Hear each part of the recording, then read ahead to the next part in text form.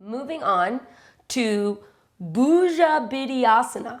Well, that's always fun to say. So boo, like boo. Bhugapideasana. Bhugapideasana. Bhugapideasana. So say that 3 times. Bhugapideasana. Bhugapideasana. I'm just kidding. Bhugapideasana. But it's kind of fun. And this is one of those Sanskrit names that if you just learn one, you can entertain your students really quickly because it's kind of a fun thing. And it's a fun pose. This pose, as you will see, is actually more advanced. So in some of your level 1 classes, you wouldn't even bring this into your class. But with our home study and with this 200-hour course, I want you to have a strong foundation and also some postures that will take you into that mixed level and keep it interesting. Bhuja means arm or shoulder. Vidyasana means arm pressure. So it means arm pressure pose. Focal point, bottom of the heart. Drishti, tip of the nose. Chakra, 3rd chakra. And that's Manipura. Same elements, solar plexus, navel, aids in digestion. The chakra is self-esteem, ego, acknowledgement, desire to be seen and acknowledged. The color is yellow. The element is fire. And the mantra is Ram. The anatomical focus, again, is the kidneys. And why? Because we use our back body and our kidney area to breathe in, to lift us and lift the pelvic floor up, which takes a lot more energy. And this activation of the kidney element is the one of victory, triumph, and respect for past, present, and future. Our next pose is Bhugapideasana. Really, really fun. Arm pressure pose. This is actually the most advanced arm balance that we're doing. And so a lot of your students might not be able to do it, but like I said, it's always good to have a mixed level in mind. It's always good to have that next pose that they can aspire to. This is great for balance and of course engages the core. So a lot in the back body, the rectus abdominis, but it's also activating the transverse abdominis because you're really rooting down and plugging into the pelvis.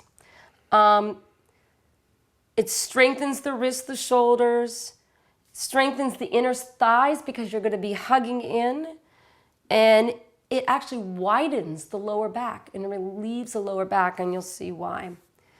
The things that we should look out for is the wrists, shoulders, and elbows. If someone has high blood pressure, this will kind of stimulate and maybe be too much heat.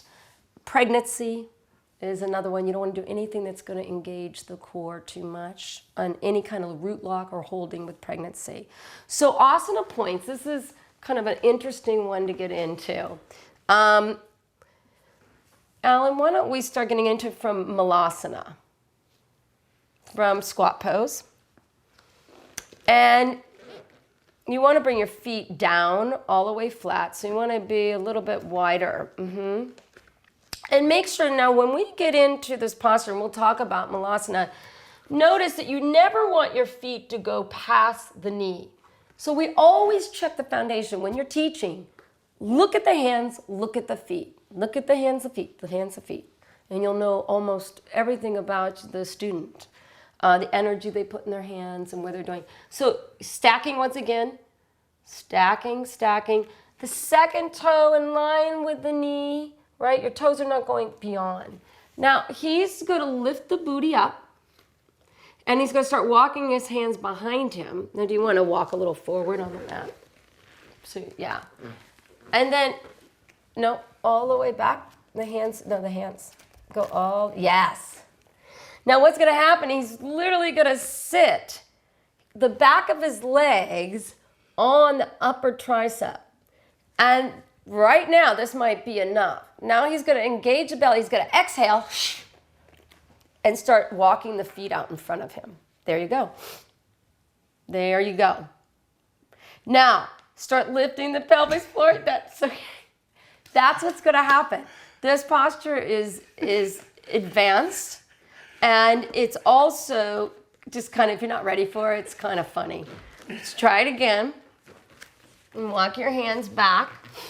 But this could be really fun, a conversation piece. Like I always get my whole class laughing doing this because we all fall on our butts, so it's fun. There. Now he's just going to keep his feet there. Now lift up through the pelvis more. Breathe in through the kidneys more. Through the back body. Lift the back tailbone up. There. Exhale, lower down. Now you don't need to yell at your students or anything, but I was just giving him some energy. So the posture, the full posture of the arm pressure pose, Bhugapideasana, is crossing the feet or extending the legs out. So Alan, why don't you tell me why, or tell the students why anatomically that might not work for you? For me particularly, because I have very hyperextended bow-legged legs, which jet out instead of creating a straight line. So it's difficult for me sometimes to do certain postures. Right. And why is this important for the students to know and teachers to know? Well, it's very important for the teachers to know, to understand that a lot of times anatomically the structure of the person's body they're working with just cannot go into certain postures. That's right. So with this said, pay very close attention to the structure of your student's body. Some people, if their legs, if there's more space in between, it's going to be impossible to cross. Some people have long arms and short torsos, so they're going to be able to get into twists really easy. Some have short arms, and you have to add blocks. So really start to be aware of that, and the props become an extension of that same alignment. So it's very important. That is wonderful. I'm going to show them how it crosses and then it goes out. Hopefully, I will show you. Going into Bhugapideasana, I will show you the full pose. Granted, I'm not really warmed up, but we will have some fun with this. I just want you to see the posture. Remember, your new students do not have to go all the way through. They can just practice going halfway. So when you get into it, if you can bring the feet closer together, and then you sit down. Now you don't want to just put all the weight on your butt. You want to lift that back body and breathe into the kidneys. Then cross. Now I'm going to push away on the outside of my hands and I'm going to push all my energy into my kidneys. And then go straight. And then fall on my butt. So the thing is, if you could see, I don't know what that looked like, but if you notice that when I was breathing into my kidneys, my whole back body lifted, and that gave me the energy to push the legs out. For fun, have them just squat down and get into it and just start feeling the balance from going back to forth. And that can create a really fun class. So one more time, let's just show very basic. This is what I would stay with for a level 1 and make it fun. Because come on, where else can you do a posture like this in a room full of people? Start laughing your butt off. There. Making sure the alignment. Now if he breathes in his back body, there. Did you see the lift? He just lifted his back body. And then from there, start walking the feet forward. Start squeezing the navel bone, navel to spine more. And then the chest lifts up so he doesn't fall back too much. Lift the lower back. There you go. That is beautiful and really, really fun.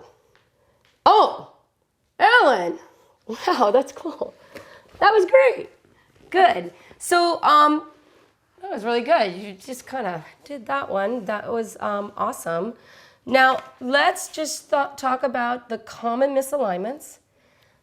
This is the same with a lot of postures. Hands not aligned, stacking the joints, right? You want to stack. Fingers are cupped. You're going to see that, right? The hands that are cupped up, there's no way you can balance. And the shoulders are lifted. So with this, you're going to see this kind of action because they're afraid. So whenever we're afraid, what do? We kind of cover our heart, right? So that's the first sign of fear, really. That's on an emotional level, but and you'll notice, this is really fun. You'll start seeing that people who are kind of have a lot of fear, they don't like doing heart openers. They don't like opening up their chest. So you'll start seeing the personalities in your students too, and that's the part of Ayurvedic studies that you will go deeper with. Modifications and props. You can use a block on each hand if you want. When you have a mixed level class, be very careful of doing some of these postures. You want to work with the person that is the weakest, and then hug in. So one thing that's nice is have this action like we did with Bhugapideasana, right? You're gonna hug the inner thigh into the upper arm. So squeeze, there you go. Yeah, and that's just lifting up. You don't even have to have your student lift up. Now squeeze the inner thighs in to the upper arms. Yep, squeeze more. Now, when he was squeezing the inner thighs into the upper arms, his whole pelvic floor lifted. That's amazing. Good. Now that's a lot of work. And so thank you, Alan. And that is arm pressure pose, Bhugapideasana, a fun one.